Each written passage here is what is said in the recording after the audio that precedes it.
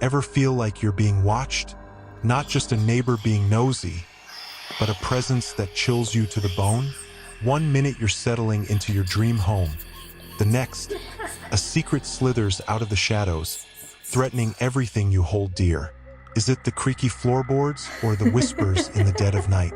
Or is the real horror something far closer? A truth so shocking it could tear your world apart? Tune in and find out.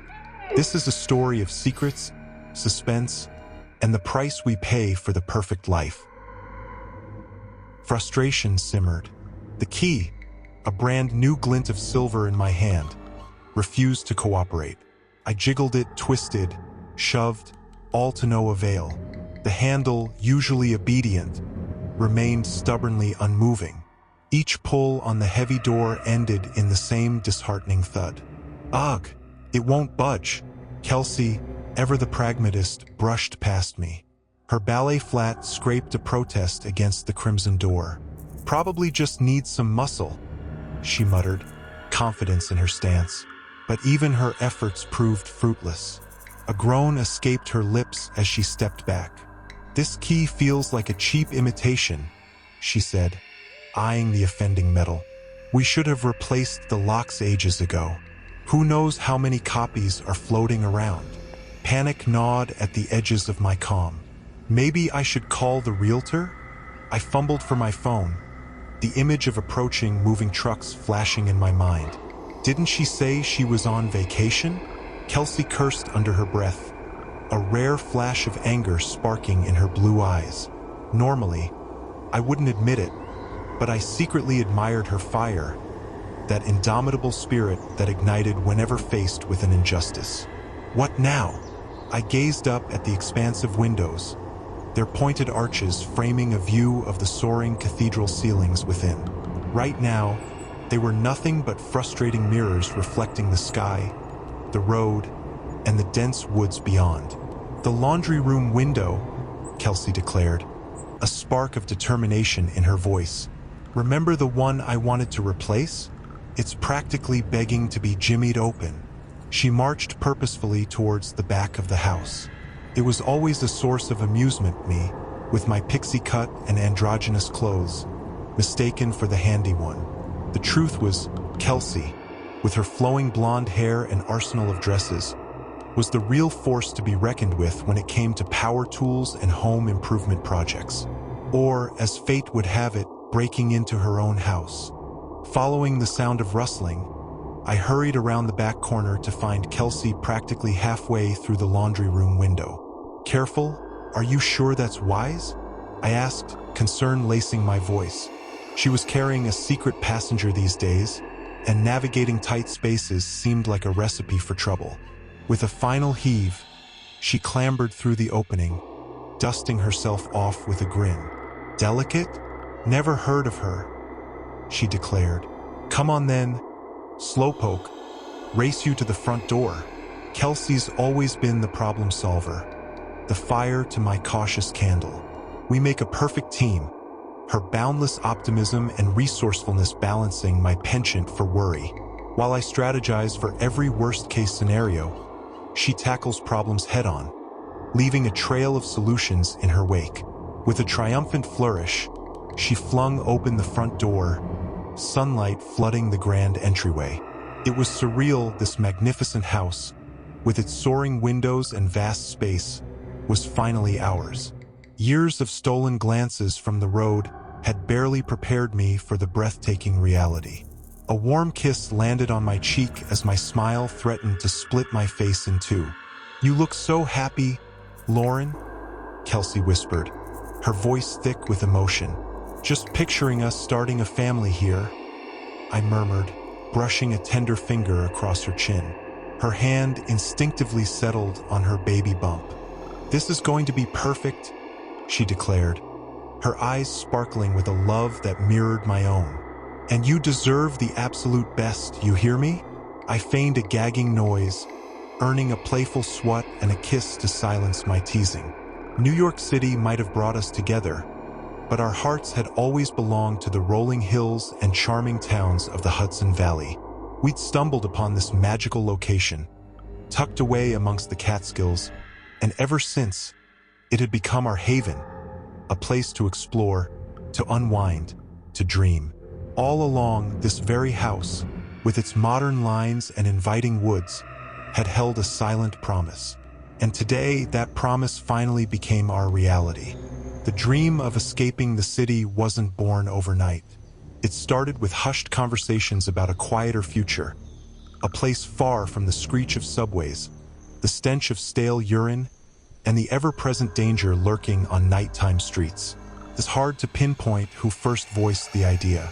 Maybe it was me, yearning to offer our future children a childhood unlike my own rough beginnings. Or perhaps it was Kelsey, with her uncanny ability to see right into my soul. Her upbringing couldn't have been more different. A sprawling mansion in the Boston suburbs, a childhood filled with horseback riding lessons, nannies, tutors, and every whim catered to. Despite her privileged background, Kelsey blossomed into a compassionate and tenacious woman, laser-focused on building a happy life together. She possessed this unshakable faith, a cool certainty that things always had a way of working out in our favor. They're here. Kelsey practically vibrated with excitement, her eyes glued to the picture window as a moving truck lumbered into the driveway. She flung open the door, transforming into a golden retriever overflowing with happy wiggles. The movers offered curt nods as they began unloading the truck, and we stood mesmerized as our Brooklyn life spilled out onto the driveway. Truth be told, we weren't itching to leave the city. It had grown on us, even as we matured beyond the trendy neighborhood we called home.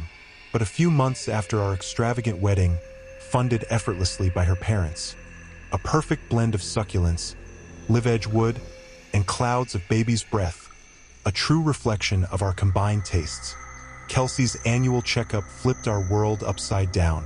While pregnancy wasn't exactly on our immediate radar, Kelsey was set on carrying our child. A routine AMH test unearthed a startling reality. Her egg count was alarmingly low, and mine wasn't faring much better. The stark options laid bare before us: freeze my eggs, extract hers immediately and attempt IVF, or accept the possibility of a child-free future. Miraculously, the first round of IVF did the trick, and in a few short months we'd be welcoming a baby boy. Kelsey often jokes that a little testosterone will be good for me, a child I won't be overly protective of. The movers streamed in and out, transforming the empty house into a bustling beehive of activity. Kelsey, ever the organizer, took charge, barking out instructions with the air of a seasoned project manager. The couch landed perfectly in the far corner of the living room, her sleek desk perched strategically in the loft. Working remotely, she for her ad agency, me in product engineering, had fueled our naive belief that a move upstate would be a seamless transition.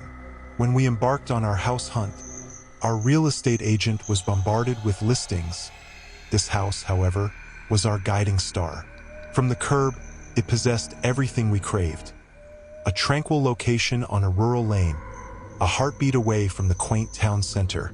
Inside, a crackling fireplace promised cozy nights, while vaulted ceilings with skylights brought the outdoors in.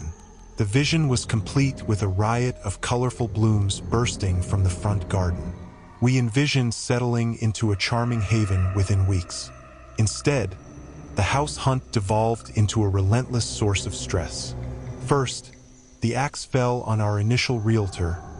His unwelcome advances towards Kelsey were a sickening reminder of past experiences. Then came a string of soul-crushing defeats. A dream new build snatched away by an all-cash offer that soared above asking price. A seemingly perfect farmhouse, meticulously restored, vanished from our grasp after the home inspector unearthed a nightmarish web of illegal wiring and leaky pipes. We half-heartedly pursued a sprawling ranch in Saugerties, only to recoil when the bank appraisal threw a wrench into the deal, falling far short of our offer. Each rejection slammed the door shut on a future we desperately craved. Nightmares plagued my sleep, transporting me back to a childhood shrouded in uncertainty. I'd relive the landlord's angry pounding on the door, the sight of unpaid bills overflowing from the trash, the desperate act of shoving stuffed animals into a suitcase, clueless about where I'd lay my head that night. Hope dwindled with each passing week, and I braced myself for the reality of raising our child in the confines of our Brooklyn apartment, at least for the foreseeable future. Then, one day, just as the relentless ticking of the clock, or rather, Kelsey's rapidly approaching due date, threatened to drown out all optimism, she woke me with the most exhilarating news imaginable. Guess what? Kelsey burst through the door that morning, her eyes sparkling with excitement. Our dream house is on the market. We wasted no time. After a seemingly endless string of disappointments, everything moved at lightning speed. Here we were, 3 short weeks later, standing in the heart of our new home. Felt surreal, almost too good to be true. The moving truck rumbled away, leaving us amidst a sea of cardboard boxes. We tackled the kitchen first, unpacking with a giddy sense of ownership. This mismatched drawer that fought back when closed, ours. That gleaming subway tile backsplash, absolutely ours. And the massive, currently empty pantry, awaiting its future bounty of groceries. Speaking of groceries, we eyed each other sheepishly. A massive shopping list, meticulously compiled that very morning, lay forgotten on the counter.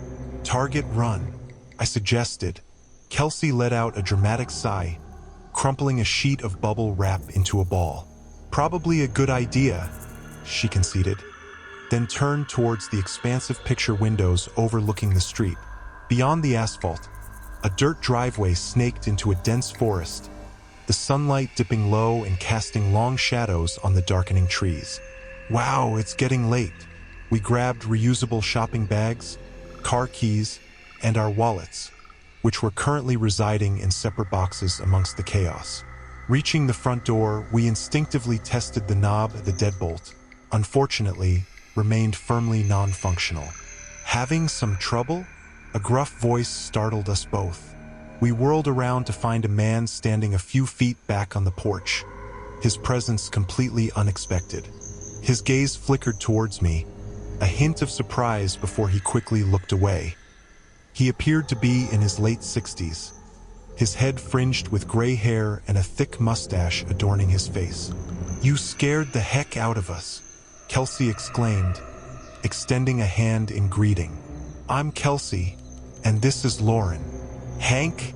he replied, his handshake a little too firm, his grip cold and unfamiliar. "Just your neighbor from across the street. Seems like the door's giving you a fight."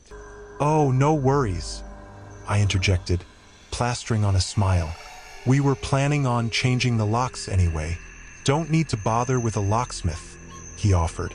"I'm pretty handy with tools. You folks from the city, I take it?"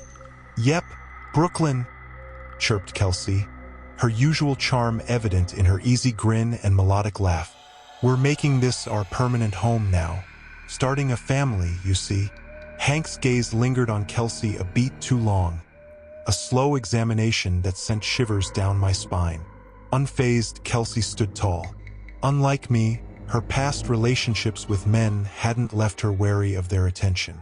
Me, on the other hand, I could practically cocoon myself in layers of hoodies to escape unwanted stares, a constant reminder of the unease such attention often triggered.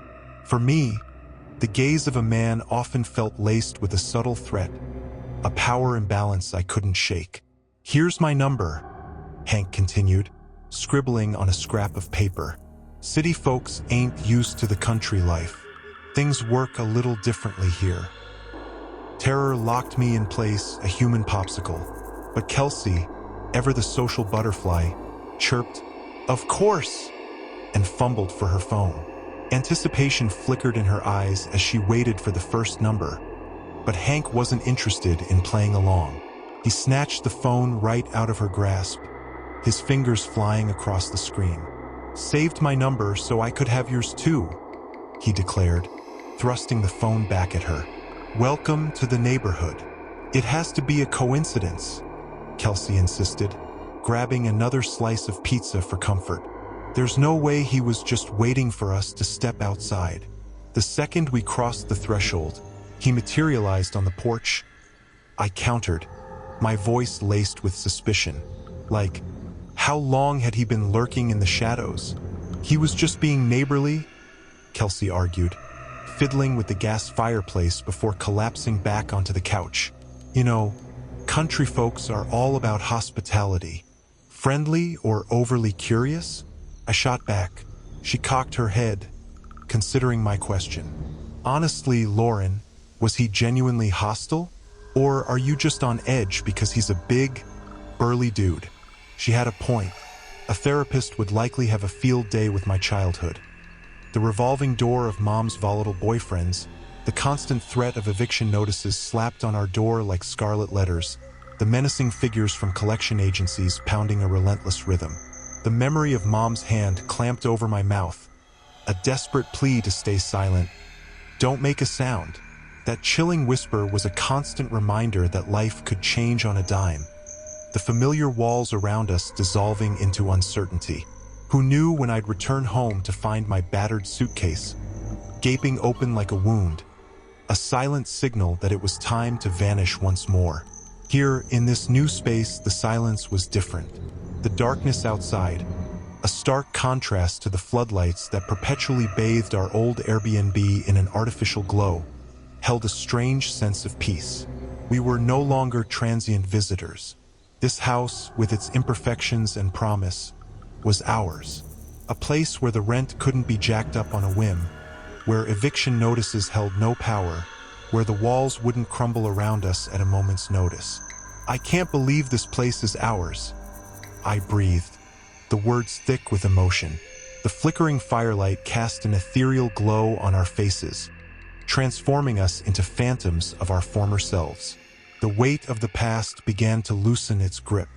Here, in this sanctuary we'd carved out for ourselves, a new chapter was waiting to be written. Absolutely believe it. Kelsey flashed that mischievous grin that always made my heart skip a beat. She radiated a sense of security, a safe harbor I never knew existed before her. And now, here we were, homeowners with a baby on the way. The scrawny, bullied kid I once was never imagined this kind of happiness. Her phone chimed, and she glanced down at the screen. Speaking of Hank, she announced, he invited us over to meet his wife. Her eyes met mine. He wants to know if we're free tomorrow night. For some, quote-unquote, decaf coffee. I groaned theatrically. I guess it wouldn't hurt to go, right? We want to be on his good side. Firelight flickered on her cheek, casting dancing shadows. We don't have to, she countered. We don't owe him anything.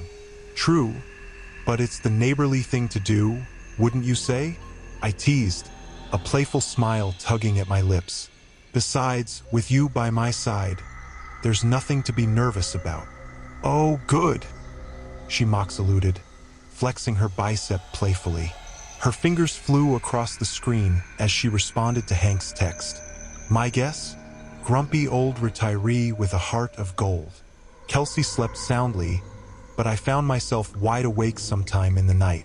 Gazing out the window, I watched the sky shift from an inky black to an indigo canvas, slowly yielding to the hazy hues of dawn. The old house creaked and groaned in a symphony of settling, punctuated by the rhythmic chorus of frogs and the occasional coyote yip filtering through the screen. Finally succumbing to the need for movement, I padded downstairs and brewed a pot of coffee. Stepping outside, I half expected Hank to be lurking on his porch, but the world was quiet. Following his dirt driveway with my eyes, I could just barely make out a yellow house nestled amongst the trees. Opting for a left turn, I set off on a walk. The morning serenade of songbirds filled the air, a calming melody. Sunlight peeked through the trees, dappling the road with golden light. Sweet pea flowers bloomed vibrantly along the roadside, and gurgling streams meandered through the woods. A few houses down the road, a woman with a friendly smile and a grinning pit bull appeared. The dog, a goofy mass of muscle, bounded towards me. Instinctively, I knelt down, offering him a scratch behind the ears. This is Hestia. The woman introduced herself, her long gray hair cascading down her shoulders. Her face, etched with laugh lines, held a youthful spark. "She seems to like you." "Nice to meet you, Hestia," I replied, standing up as the dog's enthusiastic tail thumped against my shin. "I'm Lauren. Just moved into the blue house up the block." "Ah, Margaret's place." The woman beamed in recognition. "Raven here from the stone cottage across the street. Welcome to the neighborhood. This place feels so welcoming already. We met Hank yesterday," I offered, returning her smile. "Do you happen to know him?" A knowing look flickered across Raven's face, followed by a subtle eye roll. "Hank's practically a fixture here, been here since '82. Considers himself the neighborhood mayor, you could say. And well," she paused, searching for the right words, "boundaries aren't exactly his strong suit." Intrigued, I pressed on. "Boundaries? How do you mean?" Raven shrugged, a hint of exasperation in her voice. "He took it upon himself to mow my lawn last summer and plow my driveway in the winter. Never even asked. And let's not get started on his gun collection. It's enough to arm a small militia." She waved a dismissive hand. "Anyway, are you planning on staying here full-time?" While a part of me wanted to delve deeper into the enigmatic Hank, Raven seemed eager to move on. "Absolutely," I confirmed. "We just moved in yesterday." Hestia nudged my hand with her wet nose, prompting a scratch behind the ears. "Did you know the previous owner by any chance?" "We don't have much on her background." The realtor had been frustratingly vague, mentioning an elderly woman who lived alone and meticulously maintained the house before her passing. "Sure did," Raven explained. "Margaret was a lovely woman in her 80s. Her memory wasn't what it used to be, but she had a treasure trove of stories if you could get her talking. I was heartbroken to hear about her passing. In fact, it happened right here, in your house." "Oh," I managed, the weight of the news settling uncomfortably. "Tragic accident," Raven continued, her voice softening. "Carbon monoxide poisoning. Some debris clogged the chimney, and the detector malfunctioned somehow. Bless her heart, she was forgetful. Probably hadn't replaced the batteries." She shook her head sadly. "It's a comfort knowing she went peacefully, but she always seemed so full of life. We're incredibly grateful for the care she took of the house," I replied sincerely. "It truly is our dream home, and with my wife pregnant, well, we're beyond excited for this next chapter." "Congratulations," Raven exclaimed, her smile genuine. Then, a beat of surprised silence. "Your wife is pregnant? I thought it was you too?" Her hand flew to her mouth, eyes widening in apology. "Oh my goodness, I'm so sorry. Between all the texts I get, sometimes I forget how rude it can be to blurt things out." A wave of coldness washed over me. I took a step back, the playful Hestia instinctively filling the space between us. "You're a?" My voice trailed off, unsure how to phrase the question.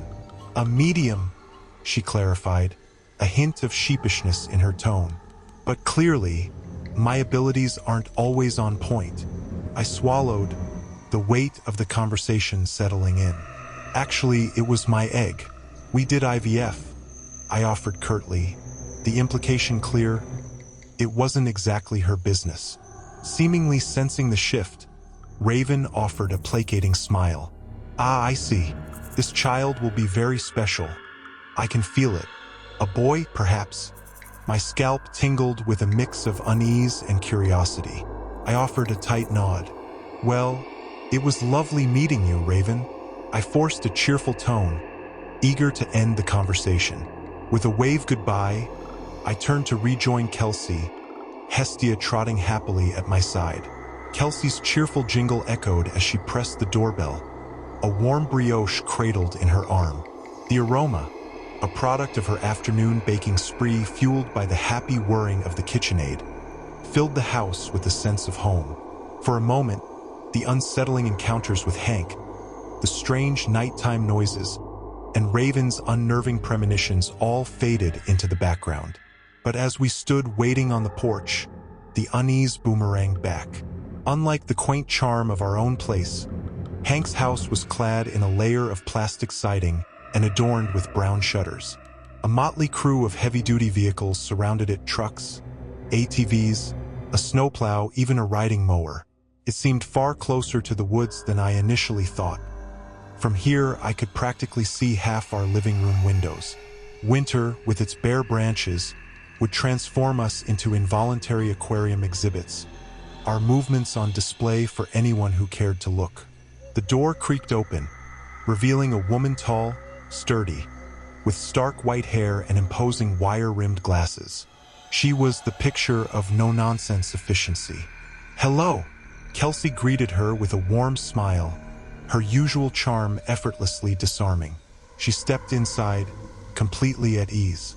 I followed, finding myself in a living room dominated by wood-paneled walls adorned with a collection of small, meticulously painted bears perched on shallow shelves. Hank, with a visible effort, heaved himself out of a lazy boy recliner. "We brought brioche," I offered a little too loudly, hoping to contribute to the friendly atmosphere. "Barb made decaf coffee," Hank grunted, his voice gruff. "Unless you prefer something stronger?" His wife, Barb, chimed in, a hint of amusement in her voice. "Coffee sounds perfect, thank you," Kelsey replied, her sunny disposition a welcome counterpoint to the slightly tense atmosphere. Thank heavens for her ability to navigate social situations with such ease. Barb disappeared into the kitchen, and we settled onto a blue and gray plaid sofa. "So," I chirped brightly, attempting to lighten the mood, "you've lived here since the 80s? Kelsey and Hank exchanged a peculiar glance. "Shoot, I met a neighbor this morning," I stammered, trying to recover. "Raven? She mentioned something about you being here a long time." "Raven, huh?" Hank chuckled, the sound devoid of humor. "She's a bit of a character." I bristled inwardly. His assessment wasn't entirely off base, based on my own brief encounter. He leaned back in his chair, finally acknowledging me directly. "Yep, since 1982. The neighborhood must have changed a lot over the years," Kelsey observed, accepting a mug and saucer from Barb as she reappeared. "Yup," Hank muttered, his gaze flickering towards Kelsey in a way I found unsettling. Once the city folks decided this place was the next big thing, everything went downhill. He grimaced, and I couldn't help but feel a prickle of apprehension crawl up my spine. Barb clucked her tongue, clearly disapproving of his sentiment. "That fancy new golf course and the hipster brewery," she trailed off, shaking her head. "This isn't the Crumville I remember." With a sigh, she finished distributing the coffees and settled into a chair opposite us. I harbored a fleeting hope that maybe, just maybe, she'd offer some of Kelsey's delicious brioche, but that hope quickly dwindled. "We're hoping to become part of the community, not just weekend visitors," Kelsey interjected, a hint of forced cheer in her voice. "Did you know Margaret, the previous owner?" I blurted out, unable to contain my curiosity. The hot coffee scalded my tongue, but the question felt too important to hold back any longer. Hank shrugged. "Sure. Lived there for 20 years. An awkward silence stretched between us, thick and heavy. It felt loaded, as if Hank's curt response held an unspoken disapproval of Margaret. Barb finally broke the tension. "Bless her heart, Margaret wasn't quite herself towards the end," she said softly. "She became paranoid, covered all the windows with sheets, wouldn't leave the house." "That's awful," I murmured, feeling a pang of sympathy for the previous owner. Kelsey, ever the social butterfly, steered the conversation back to lighter topics as we finished our lukewarm coffee. When I excused myself to use the restroom, they pointed me down a hallway lined with framed cross-stitch samplers. Curiosity piqued, I peeked into doorways as I passed a master bedroom with a grand four-poster bed, a guest room stacked high with cardboard boxes, and finally, an office facing directly out the front of the house. I froze, a gasp catching in my throat. A telescope stood sentinel on a side table, its unwavering gaze fixed squarely on our house. Next to it lay a pair of binoculars, glinting ominously in the afternoon light. The realization hit me like a punch to the gut. The seemingly innocuous windows offered a completely unobstructed view into our living space. "The bathroom's just down the hall?" I stammered, jumping a mile as I practically collided with Barb standing in the doorway. Her expression was unreadable. "Oh, My voice trailed off, my gaze involuntarily darting back to the offending telescope and binoculars. "Hank's an avid birdwatcher," Barb explained, a slow, unsettling smile spreading across her face. "And I'm a bit of an amateur astronomer myself. You wouldn't believe the wonders you can see from up here." The next morning, the lingering unease from the previous evening had morphed into a simmering anger. While the rest of the visit had been relatively uneventful, the image of that damn telescope and binoculars burned into my mind. We were finally in our dream home, the haven we'd envisioned for starting our family. After countless sleepless nights, emotional breakdowns, terrifying nightmares, and endless calls with the realtor, we were finally here, where we belonged. The thought of Hank and Barb turning this into a source of discomfort was infuriating. From the kitchen table, I furiously ordered motion sensor lights and a security camera for the front door. Needing a more permanent solution, I called a locksmith to replace the locks. Unfortunately, the soonest appointment available was 2 weeks away. Adding to my frustration, my online order from Lowe's wouldn't arrive for another 3 days. Blinds seemed like a viable option to regain some privacy, but the sheer size of our windows quickly revealed the cost-prohibitive nature of that solution. The image of Margaret shrouding the windows with sheets surfaced in my mind. Paranoid, they'd called her. Was she simply exercising a desperate need for privacy? A flicker of movement outside the window momentarily snapped me out of my thoughts. A doe and her fawn grazed peacefully in the front yard, a picture of serene beauty. I watched them for a while, their tranquil presence a balm to my frayed nerves. But then, my gaze shifted to the street beyond. A jolt of adrenaline shot through me as I saw Hank standing at the end of his driveway, his gaze fixed directly on our house. We locked eyes for a tense moment before he turned away to retrieve his mail. My heart pounded in my ears. With a defeated sigh, I retreated to the bedroom, seeking solace behind the closed door. Kelsey found me there, diligently packing her laptop into her bag. Her sharp eyes immediately scanned my face, searching for any sign of distress. She was a lioness, fiercely protective of her own. An amazing mother she'd be. "Do you want me to cancel the meeting?" she asked softly, concern lacing her voice. "It's completely okay." I shook my head. "This is a huge opportunity for you, one you've been working towards for so long." "I'll be fine here," I reassured her, forcing a smile. "Here's the passage rewritten with the same meaning." A ridiculous notion struck me as I stood at Raven's door. She somehow knew I was coming, felt my presence before the doorbell chime.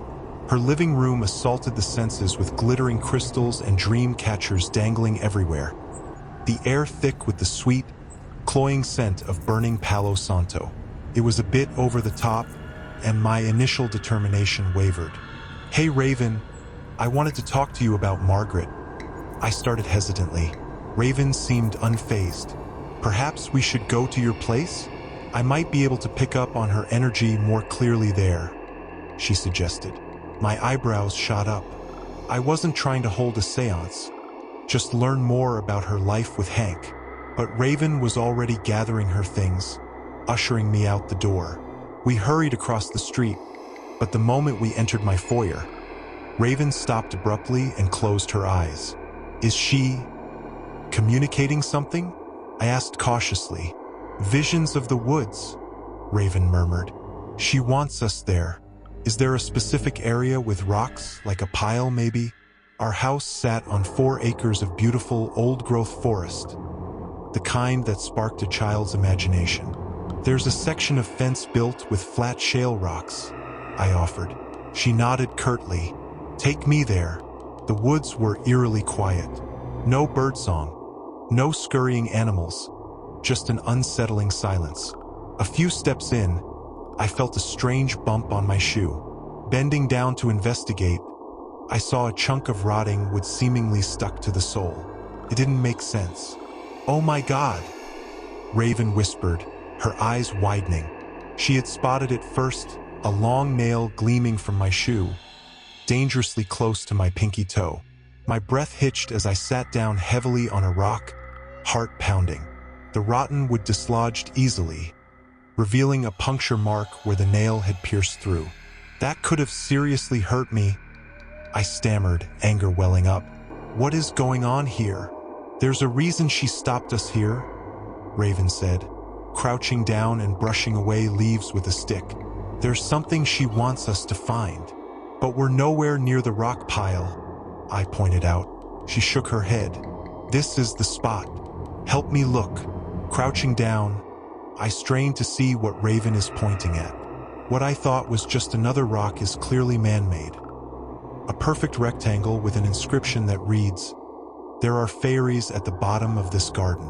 Raven lets out a low, reverent hum, but as I get a closer look, I realize it's nothing more than a cheesy lawn ornament. "Seriously," I scoff, rising to my feet. "Someone probably bought it at a store and ditched it here when they moved." "It's Margaret," Raven insists, her voice firm. "She adored this garden. She must have wanted you to find this." "Why?" I ask, bewildered. She shrugs. "Beats me. But your gut is probably telling you something, right?" I roll my eyes, but a strange feeling stirs within me. Could there really be something buried in the flower bed? As if reading my mind, Raven asks, "Think you have a shovel?" The next few hours are a blur of frustration. Digging through the soft earth feels like a betrayal, destroying the beautiful flowers Margaret had so lovingly planted. What am I even looking for? By the time half the flower bed is a mess, a garden I once admired, and that was part of the reason I bought the house. I can't take it anymore. "This feels wrong," I declare. Then, to make it sound more believable, I add, "This can't be what Margaret meant." Raven wipes a streak of dirt from her brow. "Are you sure?" she asks, her voice hesitant. "Absolutely positive," I confirm. "Thanks for your help, and for lending me the shovel." "Keep it," she says, standing and brushing off her hands. "And keep your eyes peeled, Margaret might have more to show you." As the sun dips below the horizon, I half-heartedly try to restore some order to the flower bed. What will Kelsey think when she sees this? Shame washes over me as I pat down the soil and knock dirt off the shovel. We don't have a garage, and the cellar tore down the rickety garden shed in the back, so I trudge down to the basement with the shovel and lean it against the wall. The basement is the only part of the house that gives me the creeps. Unfinished and dusty, it's a cavern of exposed studs, cinder-block walls, and a bare concrete floor. My eyes adjust to the dim light, revealing cobwebs clinging to the corners and appliances like hulking shadows along the wall. The sump pump, furnace, and water softener. After a moment of lingering unease, the practical side of me kicks in. That piece of junk in the woods nearly impaled my foot. Better clean up that area before it gets too dark, before someone else gets hurt. Grabbing a garbage bag, I head back into the woods and locate the nail-riddled wood chunk resting on a rock. As I kick at the fallen leaves near my feet, a small graveyard of broken flower pots comes into view. There's also a rusty coil of chicken wire and a pile of chipped white tiles I recognize from our kitchen. With a sigh, I haul everything into the bag, sweat trickling down my back. Back inside, I watch the last rays of sunlight filter through the trees. A strange urge wells up within me, a feeling like when a thought is stuck on the tip of your tongue. You wait patiently, relax your focus, until it finally clicks into place. My gaze falls on the subway tiles above the counter, gleaming like pearls. A memory flashes back, unpacking the kitchen a week ago. That one drawer that wouldn't close properly. The jarring discord in an otherwise perfect symphony. I walk over to it and fiddle with the mechanism, pulling it all the way out and setting it on the floor. The gaping hole behind the drawer is an eyesore. Holding my breath, I reach inside and feel my fingers brush against something. My heart pounds in my chest and head as I slowly pull it out. A spiral-bound notebook with elegant, precise handwriting on the cover. Here's the passage rewritten with the same meaning. March 7th. This notebook is my lifeline. My memory's been failing me lately, so I'm writing everything down to keep track of the dates. I'm convinced someone's watching me in my own home. The police were useless the first time it happened, 2 weeks ago. 3. They claimed there was no evidence, that it must have been an animal. But I know the difference between a critter and a person. There was someone outside peering in. I even showed them footprints in the snow, but they brushed them off as mine. March 31st. My home was violated this morning. I don't know how they got in, but I heard noises downstairs, like someone rummaging through the basement. Panic seized me. I threw on my robe and tried reaching the basement, but either they fled or were hiding. Maybe they squeezed into the crawl space. My bad knees make it impossible for me to get in there myself. I suspect they're casing the place, looking for a weakness before they strike. April 4th. My once beloved picture windows now feel like portals for watchful eyes. Every tree outside seems like a menacing figure, observing, waiting. For what? Tonight, I couldn't bear it any longer. I used duct tape and sheets to block out as much of the view as possible. April 5th. The crawl space. I attempted the stairs to the basement, but my knees wouldn't cooperate. From there, I could have sworn the hatch to the crawl space was open. I called Raven, but there was no answer. If I call the police again, they'll dismiss it as something I already left open. I'm a prisoner in my own home. April 12th. My neighbor, Hank, barged in today. He terrifies me.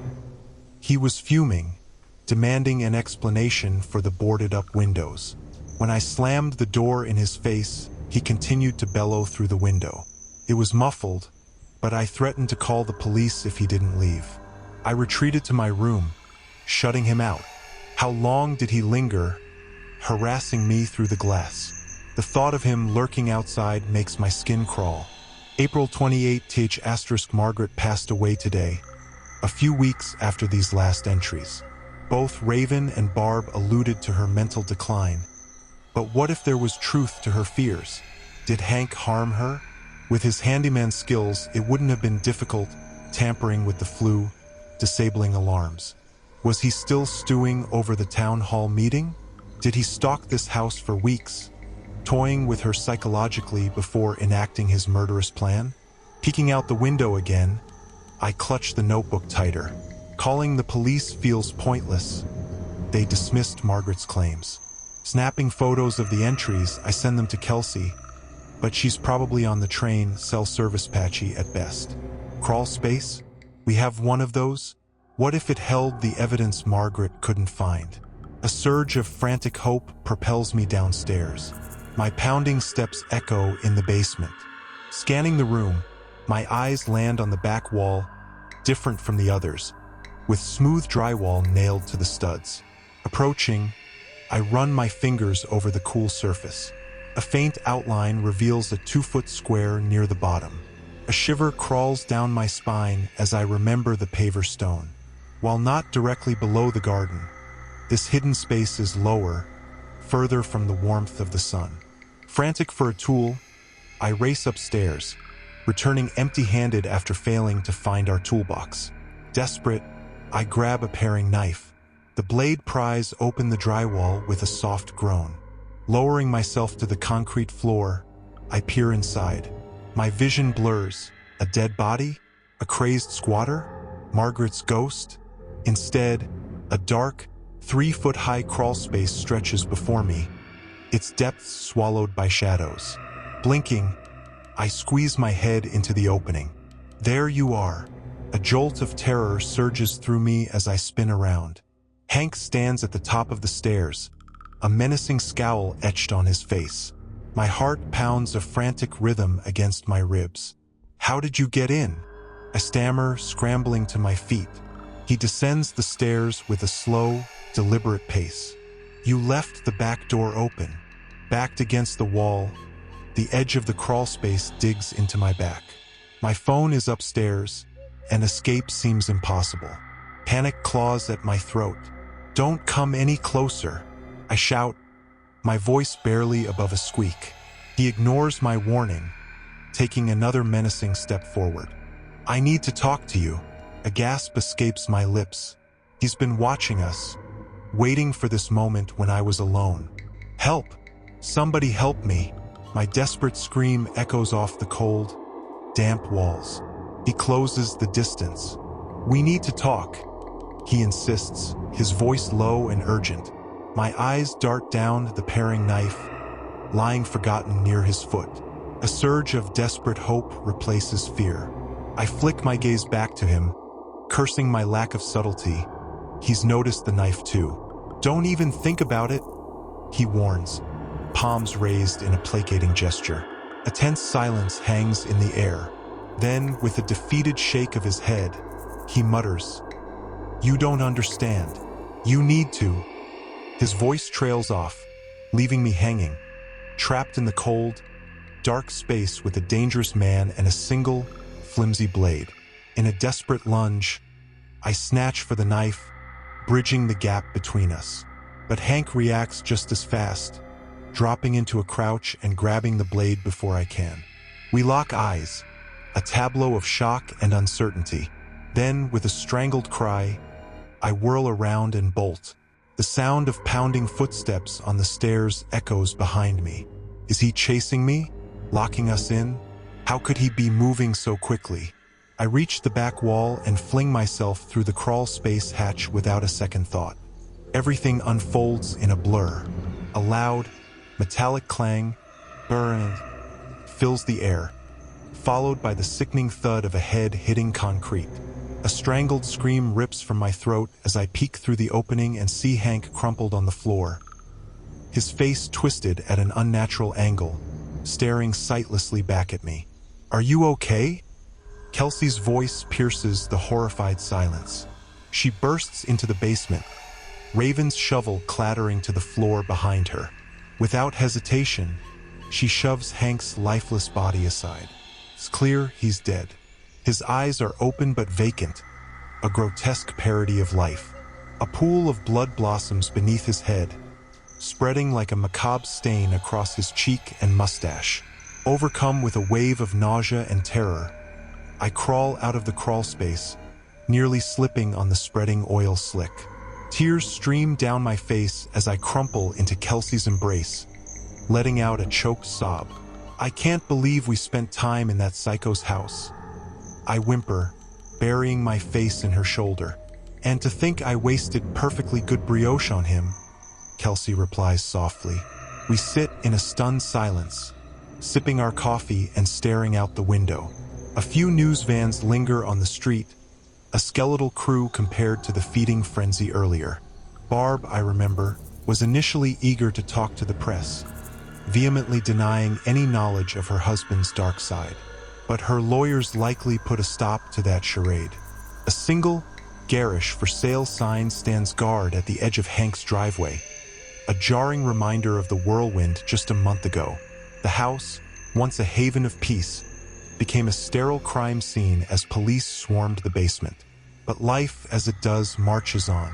In Margaret's garden, I kneel amongst the newly planted bulbs, a silent tribute to the woman who lovingly tended this space. Even the misplaced decorative stone, the one that nearly became my worst enemy, now rests peacefully by the rose bushes. As summer wanes and fireplaces beckon, I picture cozy nights curled up by the fire with Kelsey, the crackle a lullaby to the tiny life blossoming within her. Raven's coming for dinner tonight, while a part of me remains stubbornly unconvinced by the whispers of ghosts and afterlives. A secret hope flickers. Maybe, just maybe, she'll sense a shift, a newfound peace that signals Margaret's approval of the love that fills her house once more. The doorbell rings, and Kelsey rushes to answer, returning with a famished raven. The meal unfolds like a culinary symphony: peppery arugula, crusty bread with creamy mozzarella, and perfectly seasoned meatballs nestled in capellini. Yet, Raven seems preoccupied, her responses to Kelsey's questions about her hometown and Wiccan beliefs clipped and short. As we walk her to the door, her gaze meets mine for a fleeting moment, a sharp intensity that sends chills down my spine. Before I can decipher it, she's offering a quick hug and disappearing into the twilight. Later, while wiping down the counter, my phone buzzes. It's a text from Raven, and I reread it twice, struggling to make sense of it. "Hope I'm not overstepping," it begins. "But Margaret was insistent on a message for you. Unfortunately, the house still feels off-center. She kept showing me her date book.